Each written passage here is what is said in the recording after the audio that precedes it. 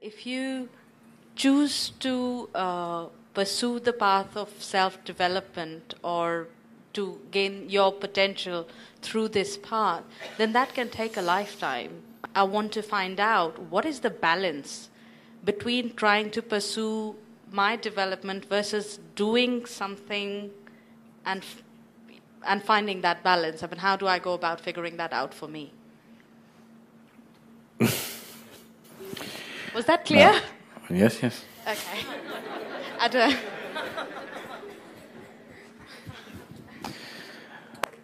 Now, when you talk about self-development, we are not talking about self-development here. Self cannot be developed. What you're referring to as self cannot be developed.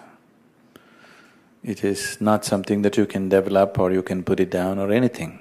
It's just that it's been lost. You've lost contact with it. So getting in touch with it, in case it takes a lifetime, in case, not necessarily in case it takes a lifetime, how much time do I give for that and how much time to do other things? What are the other things you do?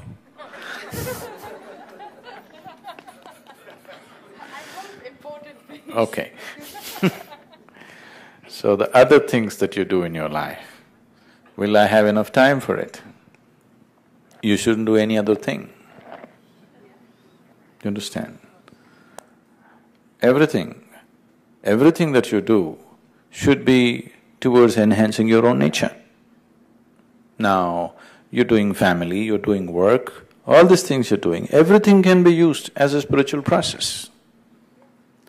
It is not that in 24 hours' time, this many hours spirituality, this many hours materialism, this many hours family, not like that. Every step, every breath, every moment of your existence can be used for your development of who you are. So, this is full time. And in that, what activity you wish to do, you do whatever you want. What is the problem? Because what we are talking about is of inner nature. What the other things you're talking about, external, isn't it? So whatever you're doing, you're using everything as a process of growth.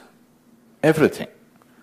So, this does not mean doing yoga, does not mean morning yoga, evening yoga, rest of the time you do stupid things, no. It's 24 hours yoga, only yoga, nothing else but yoga. Whatever you do, you make it into your yoga. Every single act in your life, you make it into your process of growth. Only then it'll work. Part-time spirituality doesn't work. Now, will this take me away from this or that? Not necessarily, not at all, because millions of people who have done the program are all people who are involved in variety of activity. Just a handful of people are full-time into it, because some people need to do it full-time. Yes? Suppose I also pursued some other profession and, only in my vacation I thought inner engineering, you wouldn't be here today, isn't it?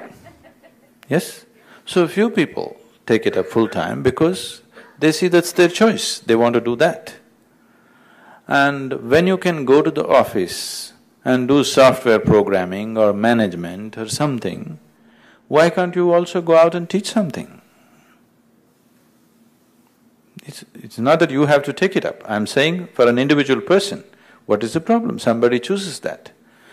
So, only criteria that may be disturbing people is, they're not making money. No, I'll come. So that's not going to disturb you, then no problem. You're doing what you want to do. You either choose to go to this job or that job, isn't it? So, with Isha Yoga, if you come, instead of working 5 days a week, you'll end up working 7 days a week.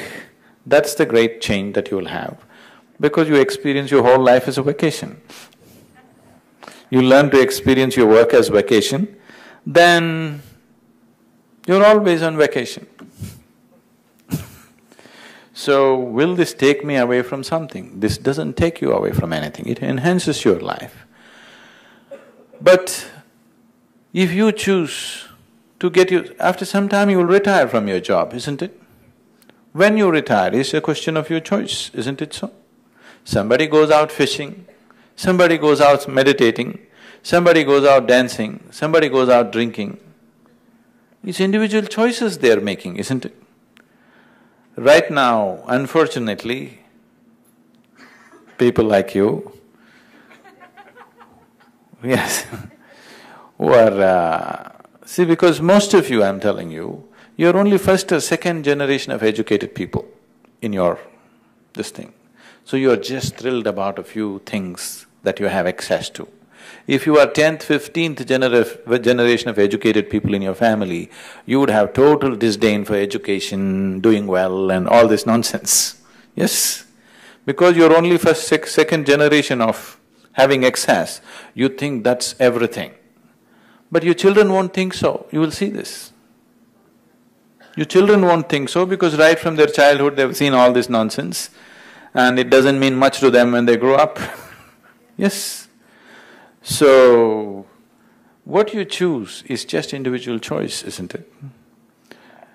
Does doing this necessarily mean taking you away? Not at all. People always ask me, Sadhguru, what is the mission? So I jokingly tell them, my mission is to plant undercover yogis.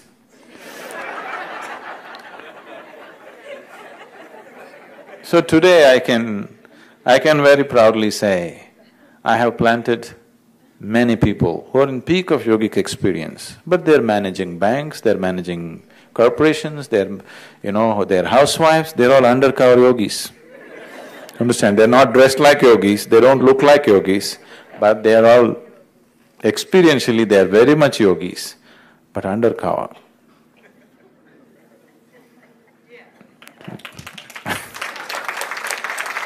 So, you want to be undercover yogi or overt? Undercover, okay, that's fine. That's my mission too.